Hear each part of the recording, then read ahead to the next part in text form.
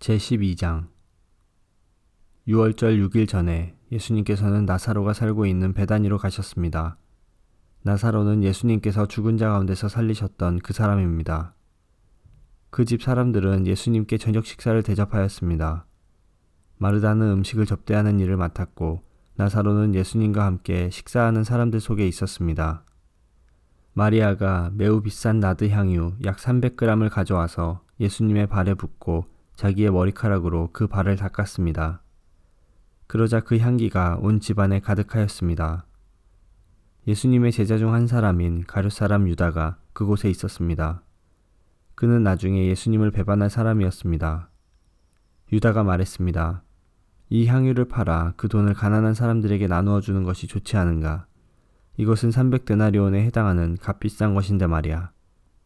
그러나 유다가 정말로 가난한 사람들을 생각해서 이 말을 한 것은 아니었습니다. 그는 도둑이었기 때문에 이런 말을 한 것입니다. 그는 돈주머니를 관리하는 사람이었는데 종종 돈주머니에서 돈을 제 마음대로 꺼내 쓰곤 하였습니다. 예수님께서 말씀하셨습니다. 이 여자가 하는 대로 내버려 두어라. 마리아는 내 장례를 치를 날을 위해 이 향유를 준비해 둔 것이다. 가난한 사람들은 너희와 항상 함께 있겠지만 나는 너희와 항상 함께 있지는 않을 것이다. 유대인들이 예수님께서 베다니에 계시다는 소식을 들었습니다. 그래서 그들은 예수님만이 아니라 예수님께서 죽은 자 가운데서 살리신 나사로도 보려고 크게 무리를 지어 그곳으로 왔습니다. 그러자 대제사장들은 나사로까지 죽이려고 모의하였습니다. 이렇게 그들이 나사로를 죽이려고 하는 것은 나사로 때문에 많은 유대인이 예수님께 가서 그분을 믿었기 때문입니다. 다음 날 6월절을 지키러 온 많은 무리들은 예수님께서 예루살렘으로 오신다는 소식을 들었습니다. 그들은 손에 종려나무 가지를 들고 예수님을 맞으러 나갔습니다. 그리고 외쳤습니다. 호산나, 주님의 이름으로 오시는 자에게 복이 있을 것이다. 이스라엘의 왕에게 복이 있을 것이다. 예수님께서는 어린 나귀를 발견하시고는 성경에 기록된 대로 그 위에 타셨습니다. 시온에 따라 두려워하지 마라. 보아라, 너의 왕이 오신다.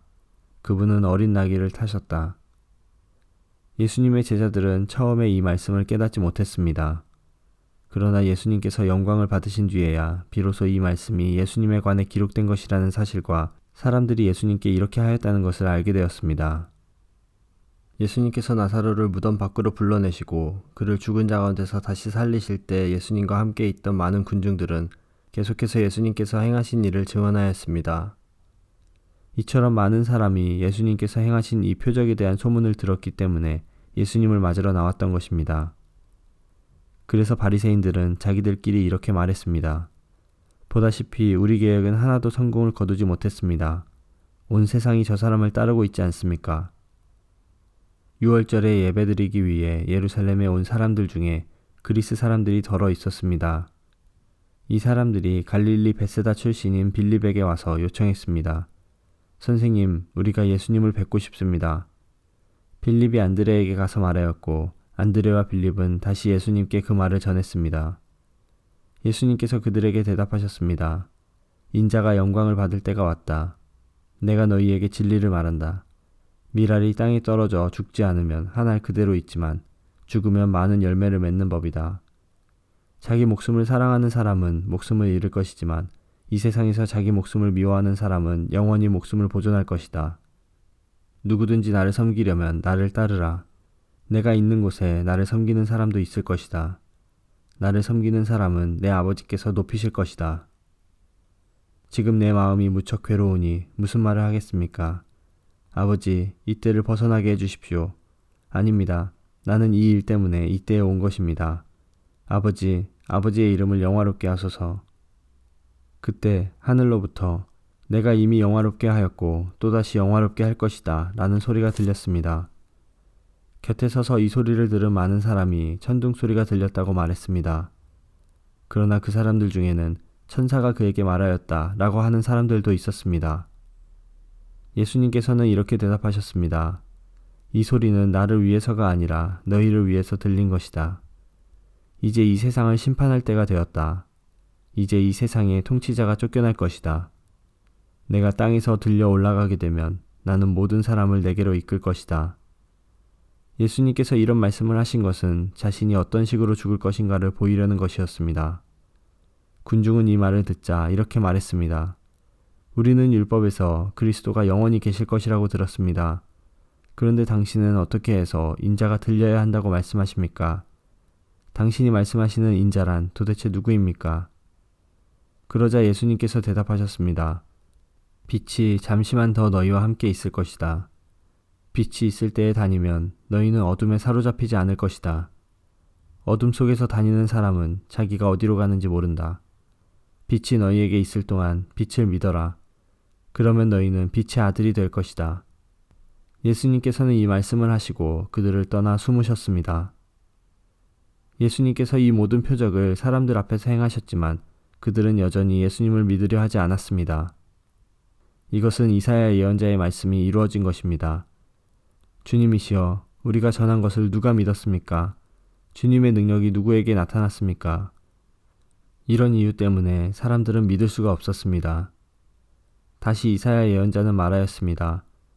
주님께서 그들의 눈을 멀게 하시고 그들의 마음을 완고하게 하셨으니 그들이 눈으로 보고 마음으로 깨닫고 돌아와 고침을 받지 못하게 하려는 것이다. 이사야가 이런 말을 한 것은 그가 예수님의 영광을 보고 예수님에 관하여 말했기 때문입니다. 그러나 동시에 지도자들 중에서도 예수님을 믿는 사람이 많이 생겼습니다. 하지만 그들은 바리새인들 때문에 예수님을 믿는다고 고백하지는 못했습니다. 그들은 회당에서 쫓겨날까 두려워했습니다. 그들은 사람에게 칭찬받는 것을 하나님께 칭찬받는 것보다 더 좋아했습니다. 그때 예수님께서 큰 소리로 말씀하셨습니다.